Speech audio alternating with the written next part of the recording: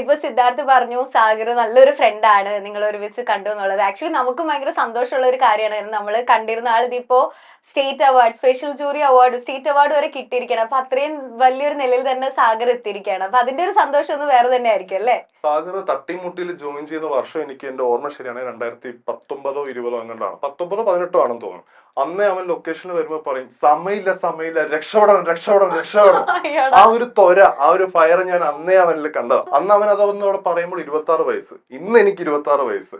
ഇന്നിപ്പോ മനസ്സിലാവും രക്ഷപ്പെടണം, എനിക്കും രക്ഷപ്പെടണം എന്നുള്ള ത്വരയായിപ്പോണ്ടിരിക്കും. അതെന്താണ് പുള്ളി അപ്പൊ ഉദ്ദേശിച്ചത് നമുക്ക് ഇപ്പോഴാണ് എനിക്ക് കത്തി. അന്ന് എനിക്കൊന്ന് ഞാൻ അവന് തമ്മിൽ കുറച്ച് വയസ്സ് വ്യത്യാസമേ ഉള്ളൂ, എനിക്ക് 4-5 വയസ്സ് വ്യത്യാസം. പക്ഷെ അതിപ്പം എനിക്ക് തോന്നുന്നു സിദ്ധാർത്ഥ് 26 വയസ്സിന് എന്തോ കുഴപ്പമുണ്ട്. 26-ന് എന്തോ ഒരു കുഴപ്പമുണ്ട്. അത് എല്ലാ മനുഷ്യർക്കും 25 കഴിഞ്ഞ് കഴിഞ്ഞാൽ മൊത്തം കുഴപ്പമാണ്. കാരണം എന്താ വെച്ചാല് നമ്മൾ കുറച്ച് 30 ആവുമല്ലോ, അപ്പൊ അതിന്റെ ഒരു ടെൻഷനാന്ന് തോന്നുന്നു. 26 ഇനി 30-ലേക്കാണ്. ഇനി 30 കഴിഞ്ഞാൽ പിന്നെ കുഴപ്പമുണ്ടാവില്ല അല്ലേ ഏട്ടാ? 30 കഴിഞ്ഞാൽ കുഴപ്പമില്ല. അതിന് മുമ്പ് നമ്മൾ ലൈഫ് ഒക്കെ ഒന്ന് കറക്റ്റ് ആക്കിയാൽ ഒരു കുഴപ്പമില്ല. 30 കഴിഞ്ഞ് കഴിഞ്ഞാൽ പിന്നെ നമ്മള് സെറ്റ് ആവും, എല്ലാം ശരിയാവും, എല്ലാം സെറ്റ് ആവട്ടെ.